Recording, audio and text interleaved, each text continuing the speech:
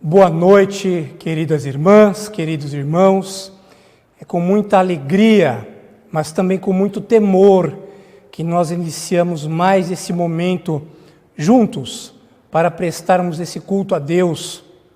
Na verdade, darmos uma continuidade, porque você já iniciou o teu culto juntamente com a tua família, você certamente já preparou o teu coração, certamente já está cheio do Espírito Santo em tua casa e já preparado para ouvir a palavra de Deus. Ainda assim, nós vamos fazer uma leitura, mais uma vez, a leitura do Salmo de número 96, versículos 1 a 3, que nos diz assim: Cantai ao Senhor um cântico novo, cantai ao Senhor todas as terras, cantai ao Senhor, bendizei o seu nome, proclamai a sua salvação dia após dia, anunciai entre as nações a sua glória, entre todos os povos as suas maravilhas. Sabe o que nós temos que cantar para todas as nações, para todos os povos, e o que temos que anunciar a todas as pessoas? Que nós temos um Deus grande, um Deus tão grande que faz do céu o seu trono e da terra o estrado dos seus pés. Mas ainda assim, Ele habita no coração de todos aqueles que confiam nele e que o buscam em espírito e em verdade. Vamos cantar agora, juntamente com o nosso querido irmão Eric, essa linda canção que declara que o nosso Deus é um Deus grande.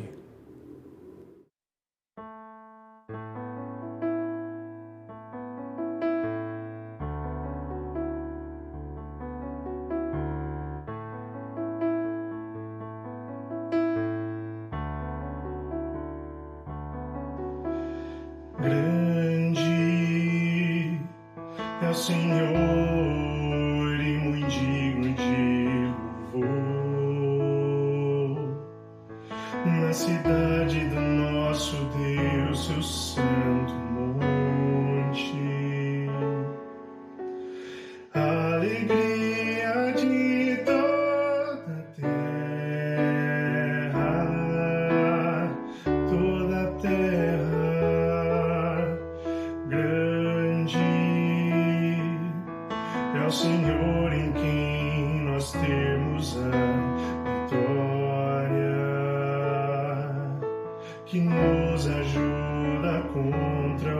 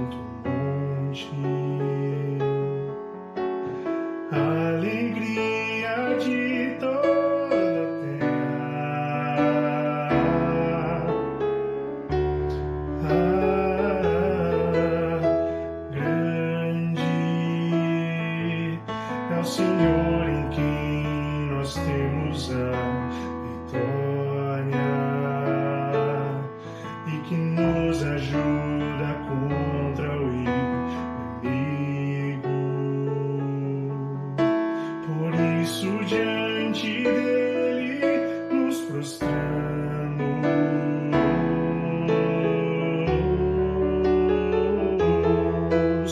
Queremos o teu nome engrandecer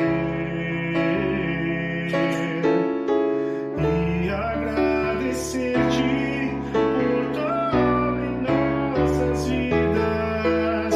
Confiamos em teu infinito amor, pois só tu és o Deus eterno sobre toda a terra e céu.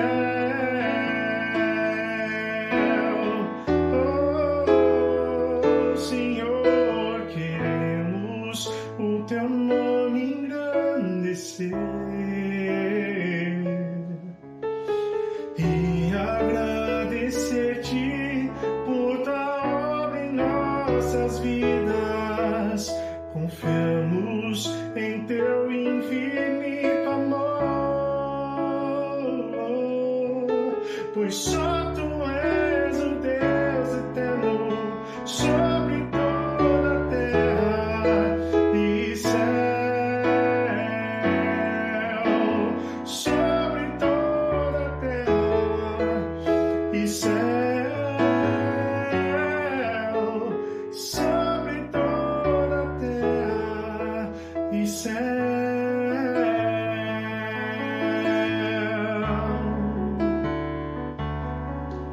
E céu,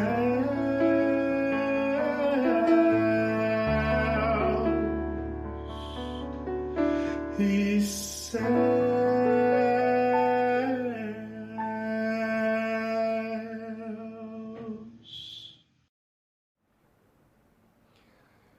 Queridos, quando você canta essa música, que você fala assim: Senhor, eu confio no teu imenso amor. Você canta para Deus realmente com todo o teu coração, dizendo que você confia no infinito amor dele mesmo? Ou você canta sem imaginar, sem refletir naquilo que você está falando para ele? Segunda carta que o apóstolo Paulo escreveu aos Coríntios, capítulo 4, nós faremos a leitura dos versículos 16 a 18. Segunda carta que o apóstolo Paulo escreveu aos Coríntios, capítulo 4, versículos 16 a 18. Segunda carta que o apóstolo Paulo escreveu aos Coríntios, capítulo 4, versículos 16 a 18. Peço que você mantenha a tua Bíblia aberta, porque nós voltaremos algumas vezes para o texto. Segunda carta que o apóstolo Paulo escreveu aos Coríntios, capítulo 4, versículos 16 a 18, e assim nos diz a palavra de Deus: por isso, não desanimamos. Pelo contrário, mesmo que o nosso homem exterior se corrompa, contudo, o nosso homem interior se renova de dia em dia, porque a nossa leve e momentânea tribulação produz para nós eterno peso de glória, acima de toda comparação, não atentando nós nas coisas que se veem, mas nas que não se veem, porque as que se veem são temporais, e as que se não veem são eternas. Senhor, nós queremos dar toda a glória ao teu santo nome. Queremos te pedir também, ó Deus, para que essa seja uma mensagem que fortaleça a nossa fé. Senhor, até a fé que nós temos, ela é dada por ti, de modo que nós não podemos nos gabar por absolutamente nada que nós fazemos, porque tudo vem de ti, ó Deus. Senhor, se a tua graça não tivesse nos alcançado, nós certamente estaríamos arruinados, estaríamos enfiados e encharcados em um lamaçal de pecado. Mas o Senhor tem nos chamado, ó Deus, para fazermos a diferença. Mas para que nós possamos fazer a diferença, é necessário que o Senhor fortaleça a nossa fé. E é por isso que nós te pedimos que o teu povo nessa noite, todos nós possamos ter a nossa fé fortalecida. todos nós possamos ter a nossa fé alicerçada naquele que é fiel, naquele que diz que está conosco todos os dias de nossa vida, naquele que diz a nós que nunca nos deixará nem jamais nos abandonará, naquele que diz que estará conosco todos os dias de nossas vidas até a consumação dos séculos, naquele que diz para nós ser fiel até a morte e dar-te a coroa da vida. Senhor, mas nós ainda somos pecadores, por isso seja propício a nós, pecadores, para que nesta noite nós possamos lembrar da condição a qual o Senhor nos chamaste, para fazermos parte da família da fé. Ilumina nossa mente, ó Deus, ilumina o nosso espírito, mas em especial, abre as janelas do nosso coração, para que nós possamos ouvir a palavra que o Senhor tem para nós esta noite. Nós oramos a Ti, ó Deus, em nome de Jesus, nosso Senhor e Salvador, e já te agradecemos. Amém.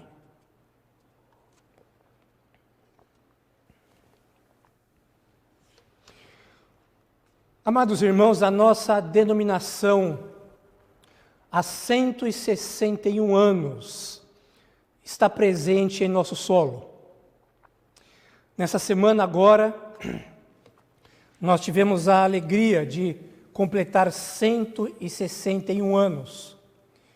E foi por intermédio de um homem, um missionário americano, reverendo Archibald Green Simonton, que aportou no dia 12 de agosto de 1859, às 9h30 da manhã, na cidade do Rio de Janeiro. Simonton, que inicialmente pensou em se tornar um advogado, chegou inclusive a iniciar os seus estudos jurídicos, mas que ao ouvir um sermão pregado por um dos maiores expositores da fé calvinista, do calvinismo histórico, Dr. Charles Hodge, e ao ouvir esse sermão pregado por ele, ele tem a sua vida impactada por esse sermão, e 3 anos depois ele se apresenta ao Conselho de Missões da Igreja Presbiteriana dos Estados Unidos e aponta o Brasil como seu destino preferido. Ele diz que é para cá que ele gostaria de ser enviado. E se nós olharmos para a vida de Simonton, ainda que com um breve resumo, nós podemos chegar a uma conclusão. Ele teria todas as possibilidades para não querer ser um missionário, e em especial, em se dirigir a uma terra estranha, terra essa que ele sequer sabia a língua, que ele teve que aprender para que ele pudesse pregar em um português o qual os brasileiros conseguissem entender. E não pense que Simonton se tornou um missionário por falta de opção. Simonton vivia em uma vida abastada. Simonton era filho do Dr. William Simonton, que foi não apenas foi um médico, mas ele abraçou a carreira política e chegou inclusive a ser eleito 2 vezes para o Congresso dos Estados Unidos. Sua mãe, Martha David Snodgrass, filha do reverendo James Snodgrass, que pastoreou por 58 anos a igreja local. E é por isso que desde cedo, o pequeno Simonton, ele já recebeu as melhores influências morais, ele recebeu as melhores influências intelectuais, mas também recebeu as melhores influências espirituais da fé presbiteriana a qual ele foi criado. E logo após ouvir esse sermão do Dr. Charles Hodge, que impactou a sua vida, ele escreve em seu diário: os que agora trabalham estão preparando o caminho, e Deus não deixará que o seu trabalho seja em vão. Quem lança os fundamentos receberá galardão igual ao de quem faz o acabamento do edifício. Eu nunca havia considerado seriamente o dever de trabalhar no estrangeiro.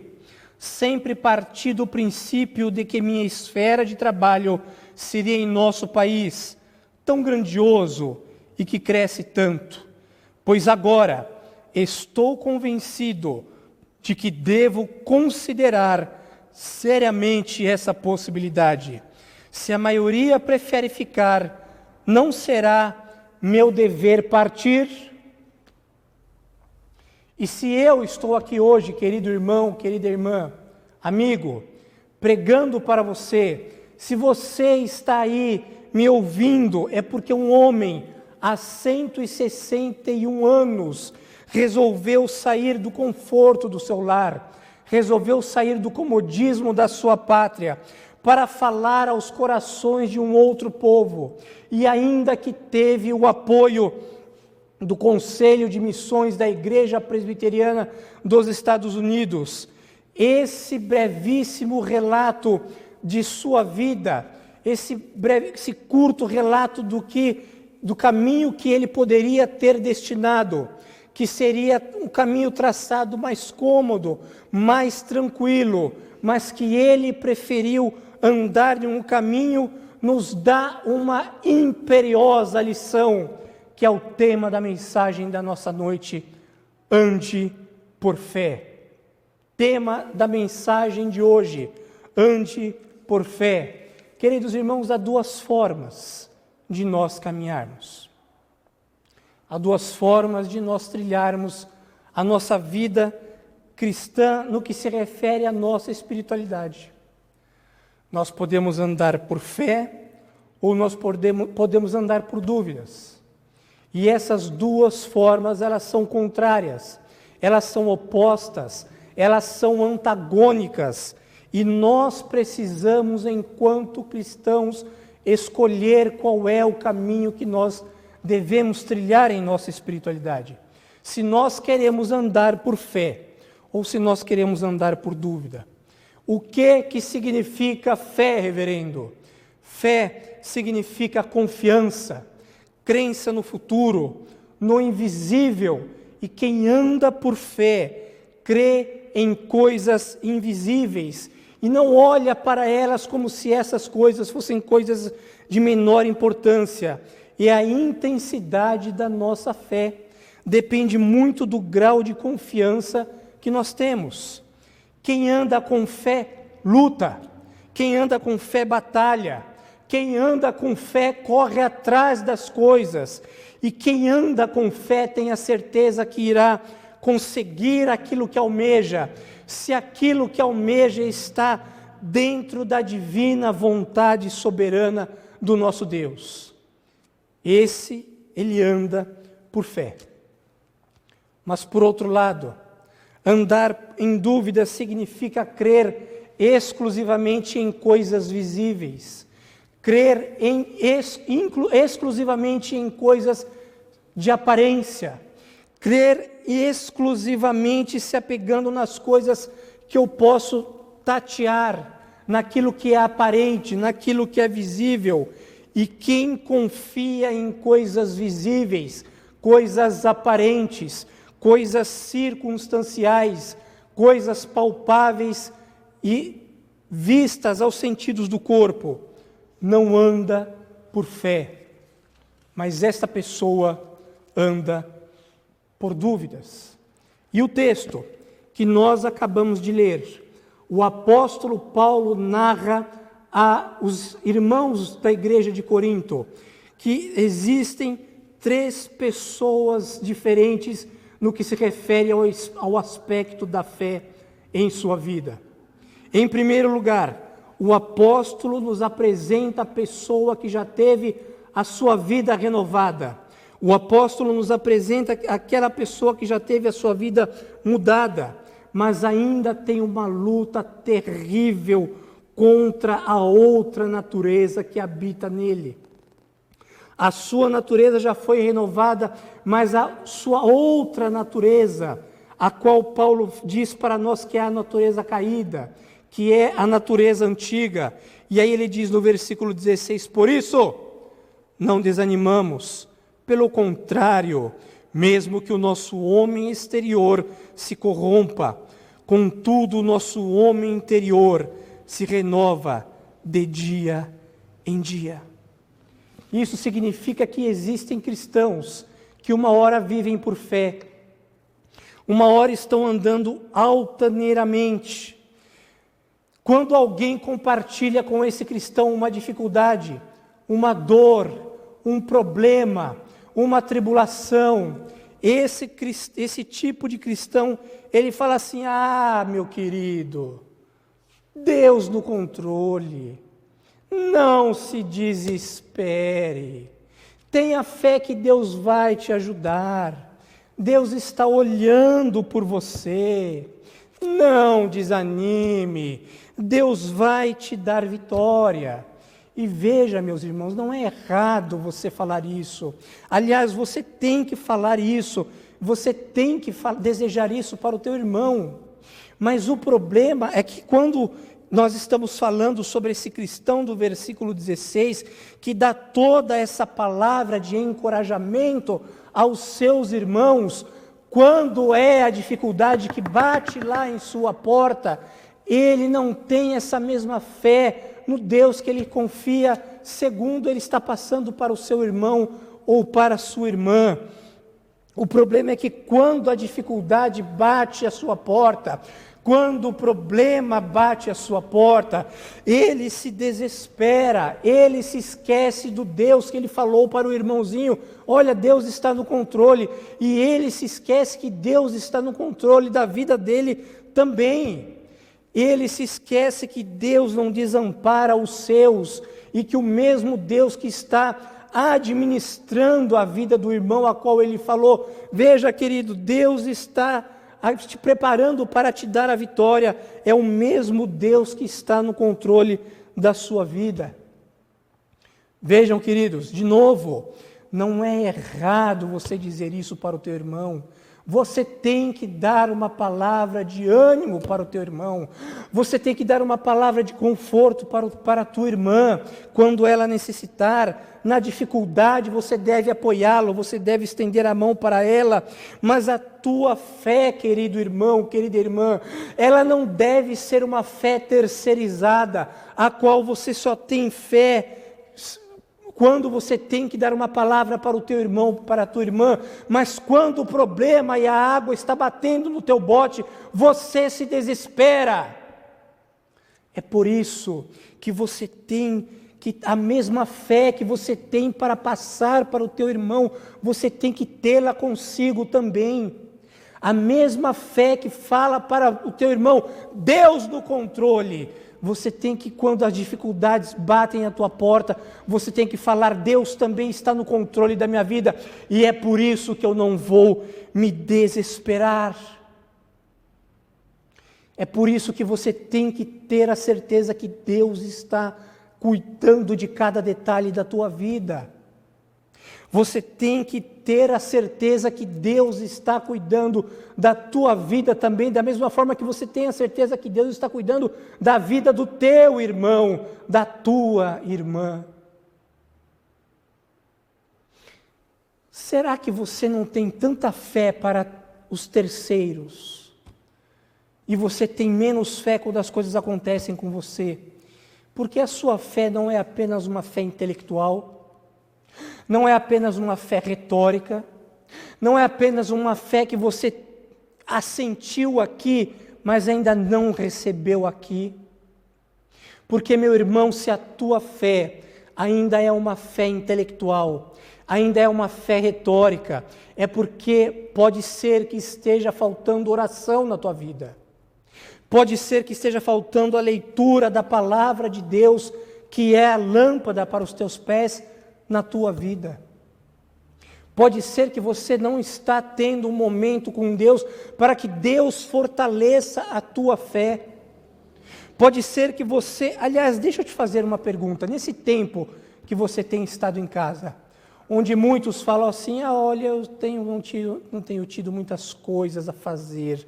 Você efetivamente tem dedicado tempo para separar para o teu Deus, para orar para Ele, para dizer para Ele que você o ama? Você tem parado para cantar canções de amor para o teu Deus? Você tem, quando você fecha a porta do teu banheiro, que você está sozinho, que você sabe que é desafinado assim como eu, mas você canta canções de adoração ao teu Deus, que você canta mesmo desafinado, mas você canta com todo o teu coração e com toda a tua alma.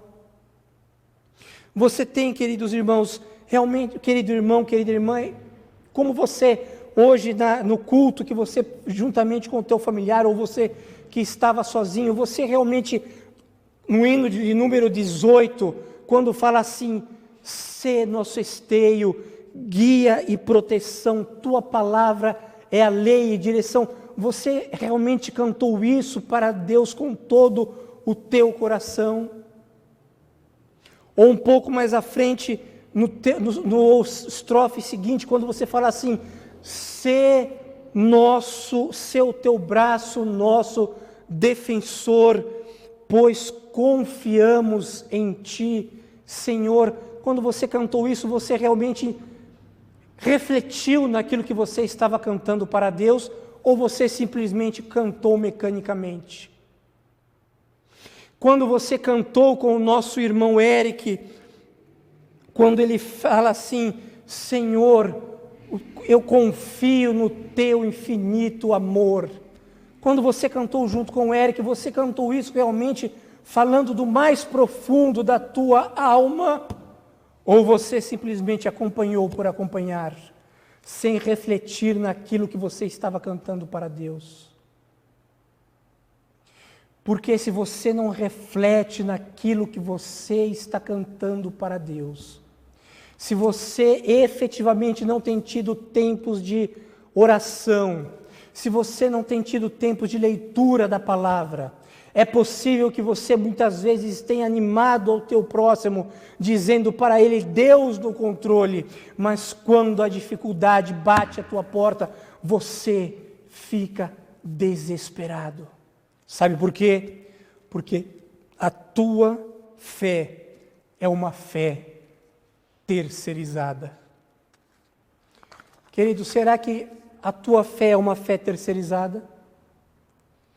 Será que você tem fé apenas para os teus irmãos, para as tuas irmãs, mas quando o negócio é com você, parece que as questões ficam mais estreitas, porque a tua fé é uma fé terceirizada? Mas o texto continua, e é no versículo 17. Paulo diz assim, porque a nossa leve e momentânea tribulação produz para nós eterno peso de glória, acima de toda comparação. Querido, querida, você não pode desistir. Você tem que continuar firme na tua caminhada. Sabe por que você não pode desistir? Porque o cristão não é levado pelo sentimento de vistas humano. O cristão não é levado pelas variadas formas de sentidos que nós podemos captar com os nossos olhos, com os nossos ouvidos, mas nós temos que viver por fé. Os que vivem por fé adoram a um Deus invisível. Deus invisível, mas que se revelou em carne humana e que no último dia também voltará visivelmente. E aí sabe o que o texto diz? Que produz eterno peso da glória. Significa que você no último dia receberá o peso da glória de Deus sobre a tua vida. Se você reconhece que a presença do Espírito Santo, que ela é real, tenha certeza que é o próprio Deus que está com você. Se você sabe que o Espírito Santo é uma realidade em tua vida, não é uma mera conjectura teológica, que bonito, o Espírito Santo habita em mim. Não se trata disso. se trata de uma verdade espiritual que você precisa abraçá-la com toda a intensidade. Quem tem o Espírito de Cristo em si, o Senhor Jesus diz que o Espírito Santo ensina a guardar todas as coisas, porque o Espírito Santo foi enviado a nós e estará conosco até a consumação dos séculos. Amém.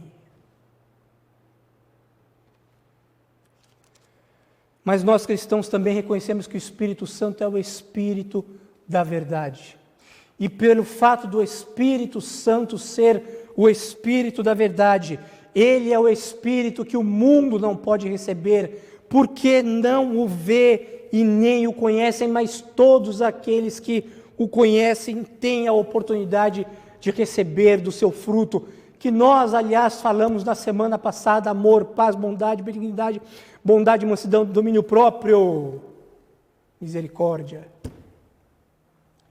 Queridos, você precisa entender que o Espírito Santo habita em você, e uma vez que o Espírito Santo habita dentro de você, você pode ter certeza que as coisas vão terminar bem para você. Não duvidando, porque Deus é aquele que trabalha por aqueles que nele esperam.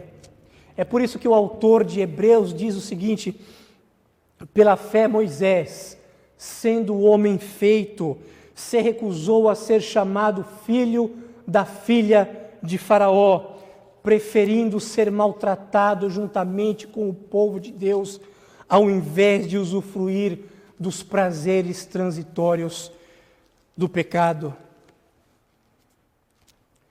Moisés poderia ter subido aos mais altos escalões. Quem sabe Moisés chegaria até ser o número 2 do Egito, ou ser o número 1 da potência mundial do Egito, que era a época.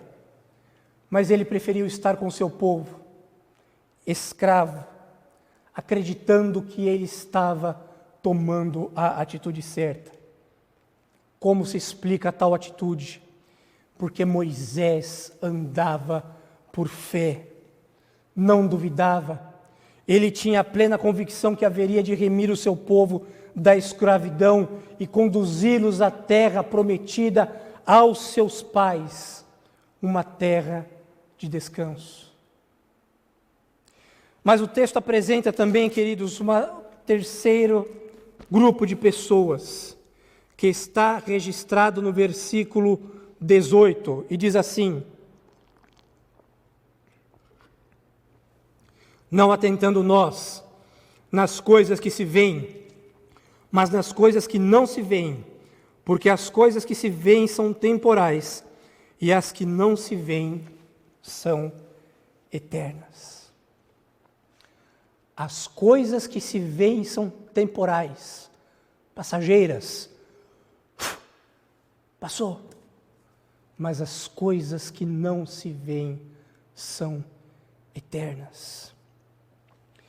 É isso que Paulo estava querendo dizer quando ele escreve a sua carta à igreja de Filipos, no capítulo 3, versículos 8 e 9, que ele diz assim: sim, deveras, considero tudo como perda, por causa da sublimidade do conhecimento de Cristo Jesus, meu Senhor, por amor de qual eu abri mão de todas as coisas e as considero como refúgio, ou seja, como lixo. Algumas traduções trazem um outro termo, para ganhar a Cristo e ser achado nele, não tendo justiça própria que procede da lei, senão mediante a fé em Cristo Jesus, e a justiça que procede de Deus, baseada na fé.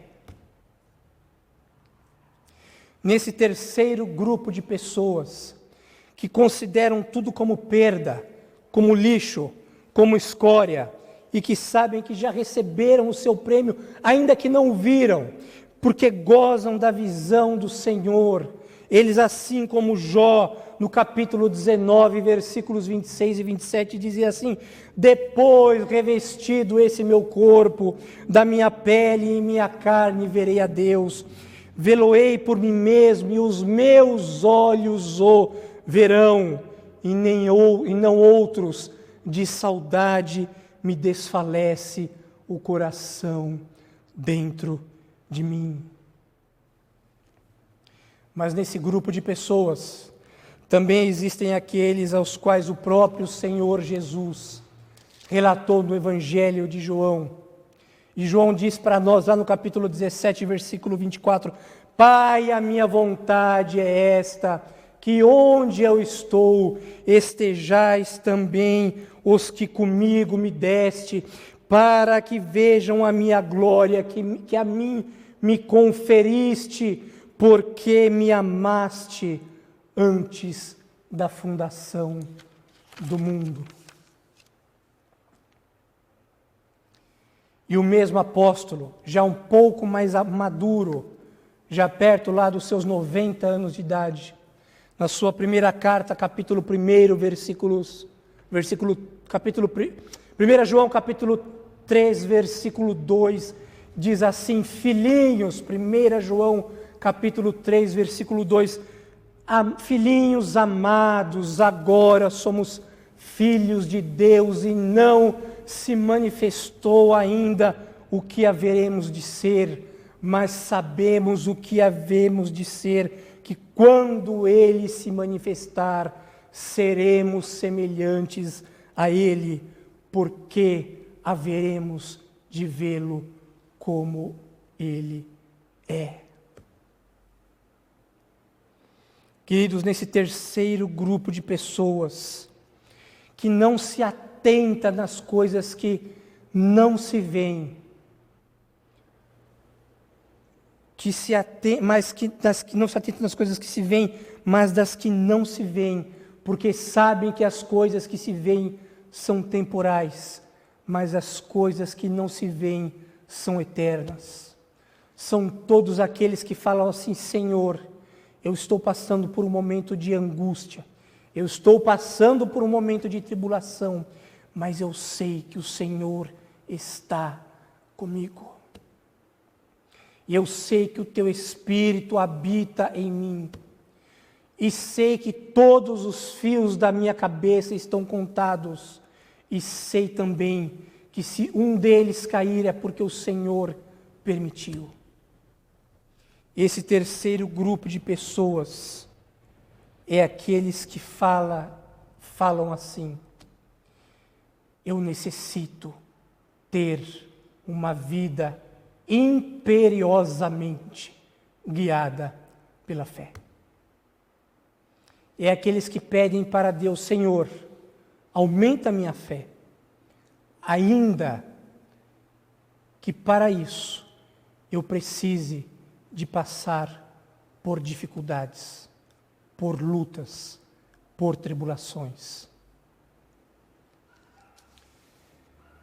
Queridos, o viver pela fé é uma imperiosidade de todos nós. E todos nós, sem exceção, em algum momento da nossa vida, teremos a nossa fé provada. Baseado no texto que nós expomos essa noite, quando Deus colocar à prova a tua fé, como você vai agir? Em primeiro lugar, você estará em um duelo contínuo, onde quando você fala da tua fé para as outras pessoas, ela está num ar altaneiro, lá em cima. Mas quando a questão é com você, quando a tua fé é provada, a tua fé está lá embaixo. Quando a tua fé for provada, você estará com a tua fé alicerçada em Cristo. Mas ainda assim, quando o peso da tribulação cai sobre você, você momentaneamente dá uma escorregada e passa a pensar assim: Senhor, será que o Senhor está comigo mesmo? Você começa a desacreditar, você até acha que Deus está com você, você confia que Deus está com você, mas quando o peso começa a te moer, você começa a falar: Senhor, será mesmo que o Senhor está comigo? Ou você faz parte do terceiro grupo de pessoas que o texto nos apresenta? Porque a tua fé é uma fé segura, alicerçada na rocha, como nós falamos na semana passada. E a rocha, ela só está, e a casa só está alicerçada na rocha, a ponto das fontes, das correntes baterem nela, porque você não apenas ouve, mas você também pratica a palavra de Deus. E a tua fé está alicerçada nessa rocha de uma tal forma que, se o cânon bíblico fosse reescrito, o teu nome estaria lá em Hebreus capítulo 11, juntamente com o rol dos heróis da fé. A tua fé está assim. Queridos, quando o reverendo Simonton, ele se dirigia ao Brasil, ele disse a seguinte frase: a ti, Senhor, entrego os meus caminhos, na confiança de que dirigirás acertadamente os meus passos. Por ocasião da sua morte, as últimas palavras do reverendo Simonton, escritas, registradas em seu diário, foram: o céu é o lar dos que creem, é o meu lar. Todos os que me são caros estão lá, meu pai, minha mãe e minha esposa. Jesus está lá. Queridos, mais dia, menos dia, nossa luta será terminada, será encerrada de uma vez por todas, e nós gozaremos da vida para sempre. Deus enxugará dos nossos olhos todas as lágrimas, todas as tuas lágrimas de sofrimento. Deus enxugará os teus olhos e você será levado para um lugar onde não existe dor, onde não existe pranto, onde os teus pais, se morreram com Jesus, os teus amigos, os teus familiares, os teus irmãos em Cristo já estão lá, nos esperando. Parentes esses, familiares esses que já veem a glória a que hoje aspiramos, um dia também chegarmos lá. Que Deus nos ajude para que mantenhamos a nossa fé alicerçada naquele que nos chamou. Amém.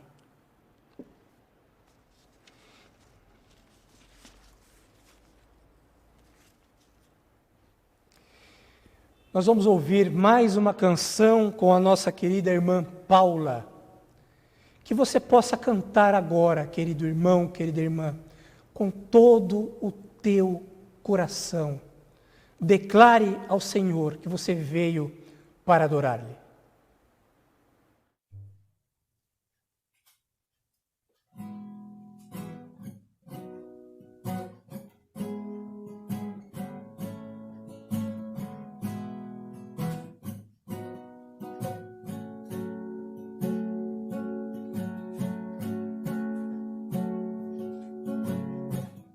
Luz do mundo vieste à terra.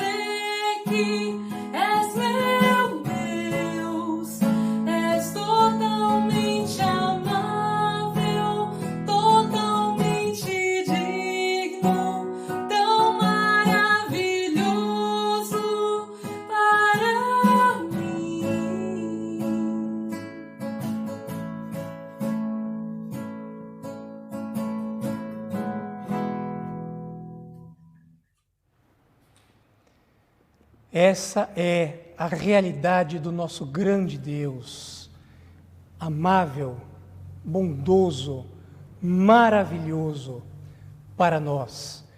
Ele deu o seu Filho para morrer em nosso lugar, ainda que pecadores. Nós vamos fazer uma oração, eu vou impetrar a bênção e logo em seguida vocês ouvirão o pós-lúdio e eu retorno para dar 2 breves recados. Senhor, que maravilha saber que o Senhor tem esse amor por nós, ó Deus. Nós confiamos no Teu amor, confiamos na Tua bondade, confiamos na Tua graça. Senhor, esse é o Deus que nós acreditamos. Nós não acreditamos em um Deus tirânico, um Deus tirano, que está com uma vara na mão pronto a nos açoitar. Mas nós acreditamos e confiamos em um Deus de amor, um Deus de graça, um Deus de perdão, um Deus que está disposto a conceder a nós a graça maravilhosa de sermos chamados filhos de Deus. E é por isso que nós te adoramos, Senhor.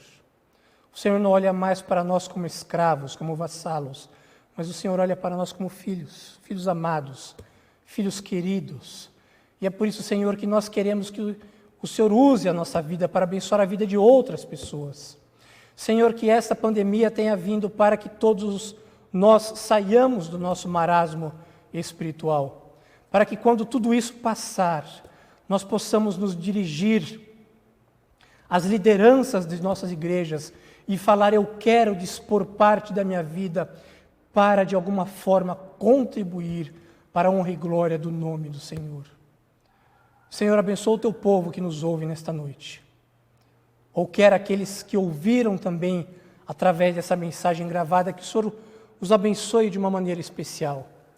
Não porque nós merecemos, não porque existe algum poder específico em nós mesmos, mas é exclusivamente pela Tua graça e pelo poder do Teu Espírito e pelo grande amor de Deus. Amor este que nós impetramos sobre a vida do povo de Deus, sobre a graça maravilhosa do nosso Redentor, nosso soberano Salvador Jesus, o Cristo, e as doces comunhões e consolações do Espírito Santo de Deus, seja sobre a tua vida, meu amado irmão, minha amada irmã e meu amigo, minha amiga, e sobre a vida de todo o povo de Deus espalhado sobre a face da terra, não somente hoje, mas para todo sempre. Amém.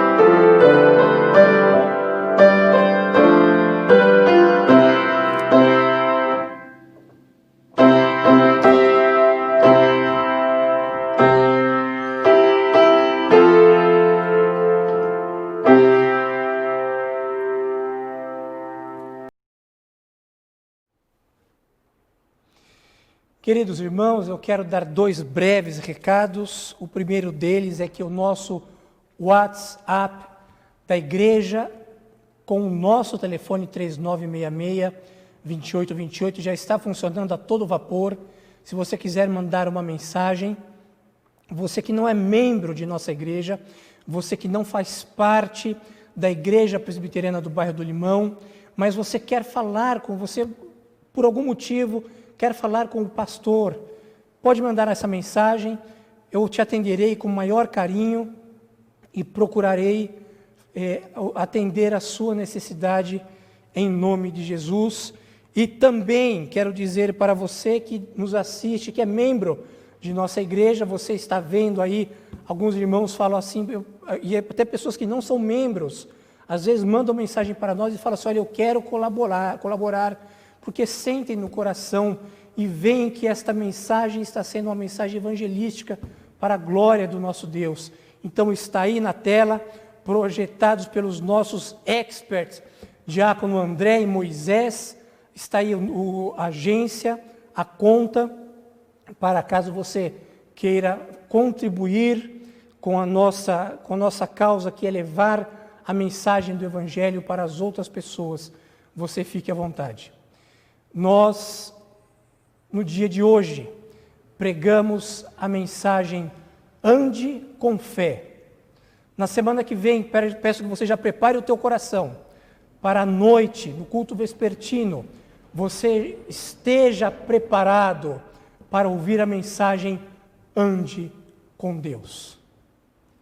Que você ande com fé essa semana, que você ande com Deus essa semana. Que Deus te abençoe, em nome de Jesus. Amém.